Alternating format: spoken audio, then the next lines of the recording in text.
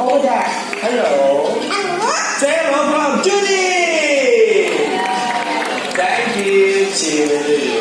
And this is BBC for Judy. Okay, Judy, stand by. And come on. Hey, move to here. Yeah, sir. Hey, why you go that way? That's wrong way. That's wrong way. What are you doing? And forward roll! Wow, very lovely.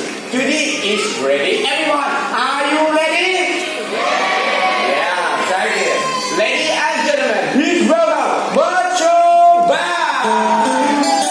Somebody have a lovely party. We are the virtual band. And the microphone is at the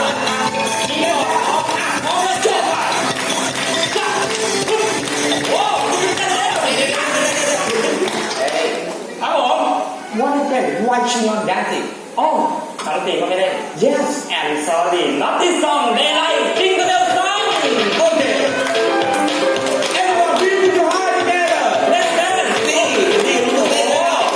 And me and Paul ใจไม่ไหวแล้วก็เต้นครับ Let's go ครับ Miss Lulu, Miss Sarah, Miss Lisa.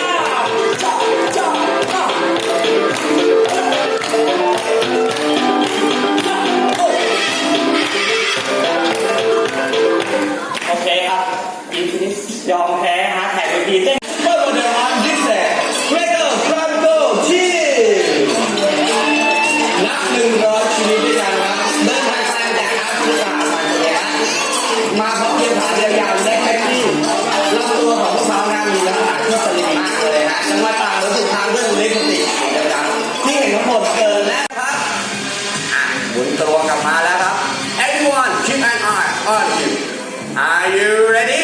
1, 2, 3 Incoming and attack ว้าวเพื่อนคนเล่นที่แหลมคมและสการที่ฉับไวครับทำให้อีกหนึ่งท่าในการโจมตีเจออย่างแม่นยำมากเลย Thank you so much for the coach and trainer นิดหนึ่งของโตอีกหนึ่งตัวของเราครับเป็นเดี่ยวดำนั่นเองครับ2 สายพันธุ์นี้สามารถทำงานเป็นตัวได้อย่างนี้โอ้โหเพิ่มแป๊บเดียวแตกไปแล้ว2 ลูกเหลือเพียงอีก2 ลูกนะครับเสมอกันแล้ว1-1ครับและลูกที่3มาไปรัสบอลลูต่อตะกูครับโบชายแบบนี้ดันมือ